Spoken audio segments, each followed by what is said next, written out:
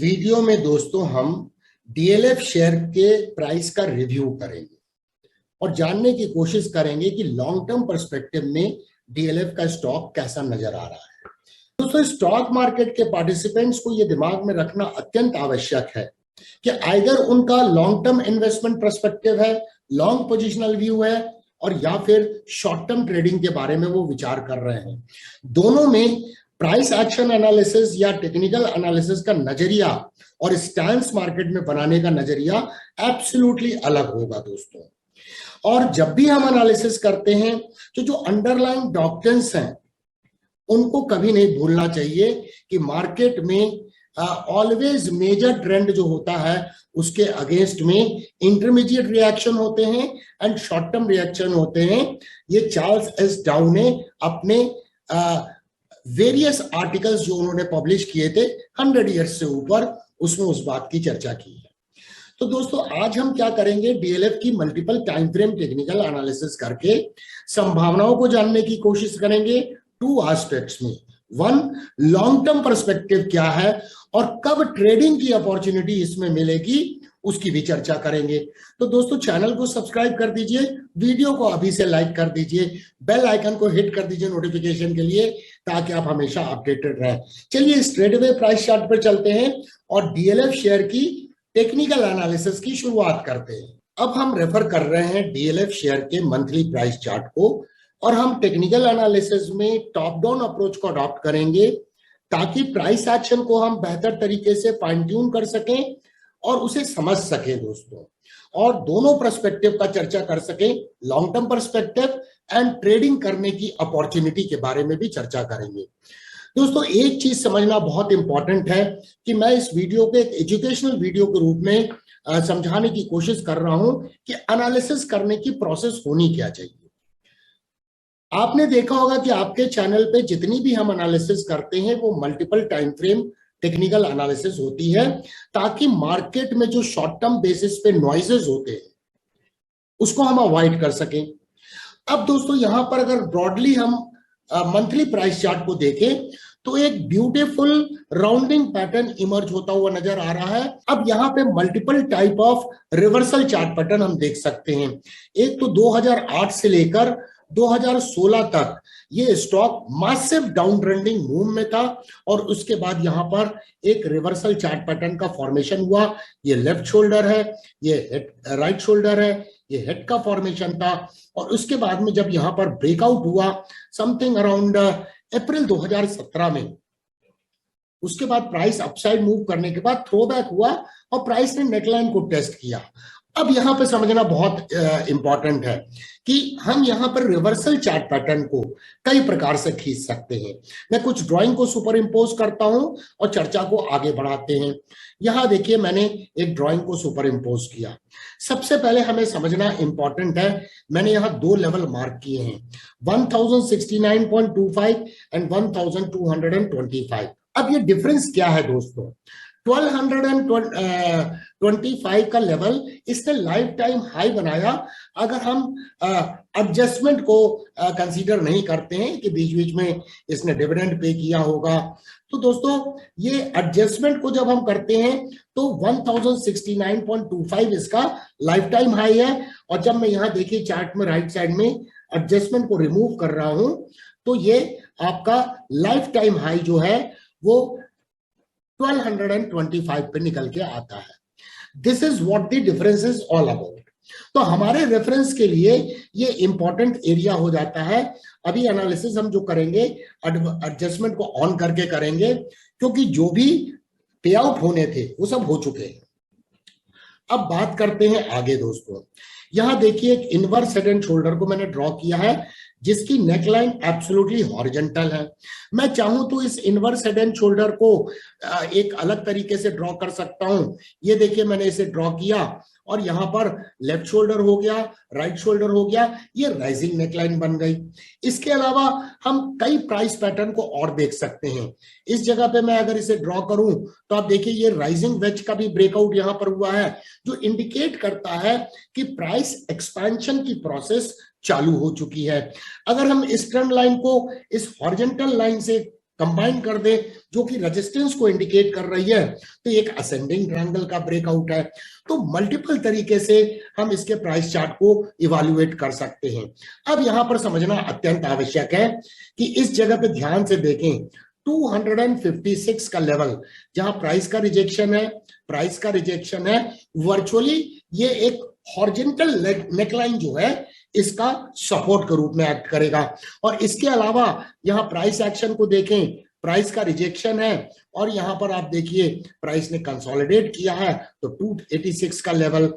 ये दोस्तों दो इंपॉर्टेंट लेवल है जो हम बोल सकते हैं डीएलएफ के शेयर में एक सिग्निफिकेंट डिमांड एरिया के रूप में प्राइस एक्शन एनालिसिस के अनुसार समझ में आ रहा है। और इसका जो लोअर फाइबर है वो ईएमए 55 से भी कोइंसाइड कर रहा है, जो एक एडेड सपोर्ट के रूप में काम करेगा। अब यहां देखिए फिलहाल प्राइस में एक इस इंपल्सिव वेव के बाद में करेक्शन की शुरुआत हुई है और ये करेक्शन में प्राइस ईएमए 21 पे सपोर्ट लेती हुई नजर आ रही है। अगर हम इस लास्ट इंपल्सिव वेव की एक रिट्रेसमेंट एनालिसिस करें, जो मैं आपके सामने करके दिखा रहा हूं, तो देखिए प्राइस सपोर्ट ले रही है 61.8% रिट्रेसमेंट लेवल पे, जो कि गोल्डन रेशियो है।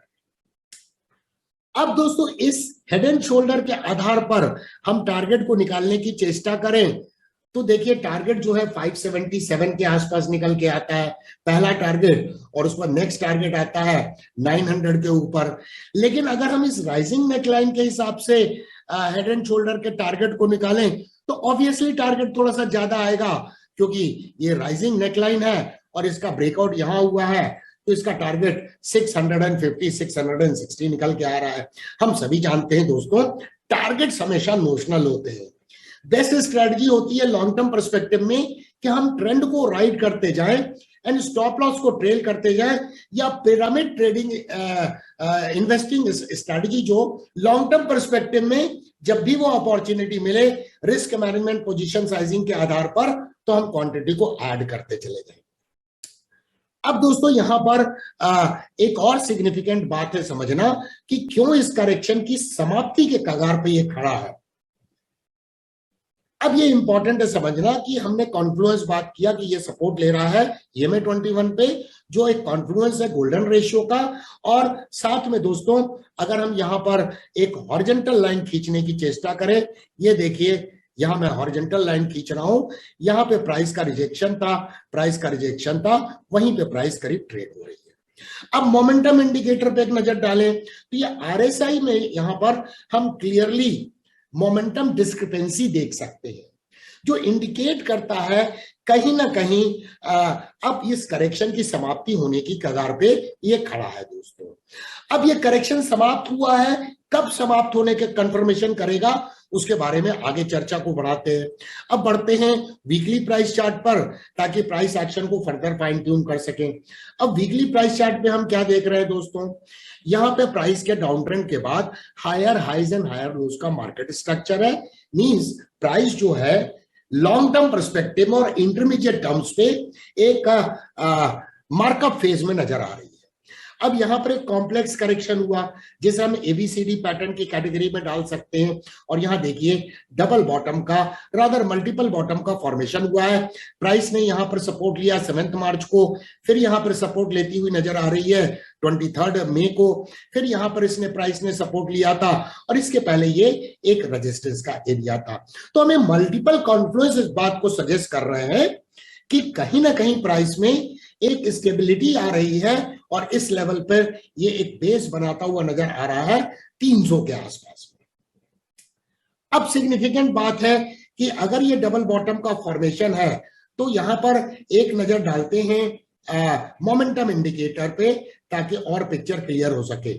यहां मोमेंटम इंडिकेटर पे अगर हम देखें, तो मोमेंटम इंडिकेटर 40 के लेवल पे सपोर्ट लेता हुआ नजर आ रहा है। और ये रीसेंट टाइम में जो कंसोलिडेशन हो रहा है, इस दौरान में आरएसआई कभी 40 के नीचे नहीं गया है, और आरएसआई कहीं ना कहीं एक स्विंग बनाने की कोशिश कर रहा है। चलिए अब दोस्तों चलते हैं डेली प्राइस चार्ट पे। एक चीज और बताना चाहूंगा दोस्तों कि कहीं ना कहीं जो अभी हमने इनवर्स हेड एंड शोल्डर खींचा, और ये अगर राइजिंग नेकलाइन के हिसाब से इनवर्स हेड एंड शोल्डर खींचते, तो प्राइस नेकलाइन पे सपोर्ट ले रही है। अब दोस्तों आपको समझना जरूरी है कि मार्केट में ब्रेकआउट के बाद में जब थ्रोबैक होता है तो ऑब्वियसली नेक लाइन को रीटेस्ट करने की एक प्रोसेस होती है, जो मेजॉरिटी ऑफ द टाइम करीब 68% ऑफ द टाइम ऐसा होता है।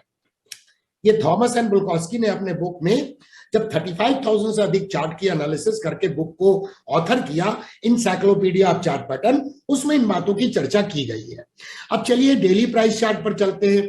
अब डेली प्राइस चार्ट में हम क्या देख रहे हैं कि डेली प्राइस चार्ट में सर्टेनली ये रिसेंट टाइम में डाउन ट्रेंड में आ गया था। अब यहां पर एक टिपिकल एक्यूमुलेशन बैंड है। तो अब ट्रेडिंग पर्सपेक्टिव की बात कर लेते हैं कि ट्रेडिंग करने के लिए क्या अभी अपॉर्चुनिटी है? एब्सोल्युटली नहीं है दोस्तों। यहां देखिए टिपिकल एक्यूमुलेशन फेज का फॉर्मेशन हो रहा है और प्राइस एक रेंज में ट्रेड होती हुई नजर आ रही है।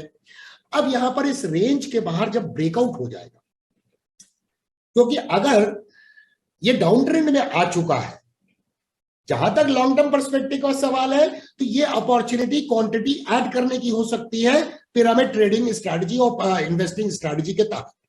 लेकिन अगर शॉर्ट टर्म ट्रेडिंग के बारे में हम विचार कर रहे हैं तो अभी इसमें right opportunity short term trading की नहीं है। वो क्यों नहीं है? क्योंकि हमें अब चाहिए एक रिवर्सल चार्ट पैटर्न।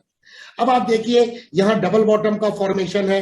अगर यहां पर हम मोमेंटम इंडिकेटर की स्टडी करें तो यहां पर हमें क्या नजर आ रहा है? इस जगह पे आप देखिए यहां पर बुलिश स्विंग ब्रेकआउट हो चुका है ऑलरेडी आरएसआई पे, जो फर्दर कंफर्म करता है कि डाउनसाइड मोमेंटम का तो डिमिनिशिंग इफेक्ट है, बट मोमेंटम बिल्टअप होता हुआ नजर आ रहा है फॉर अपसाइड मूव। और ये कंसोलिडेशन पैटर्न के समय में इस तरह की बातें होना बहुत इंपॉर्टेंट है।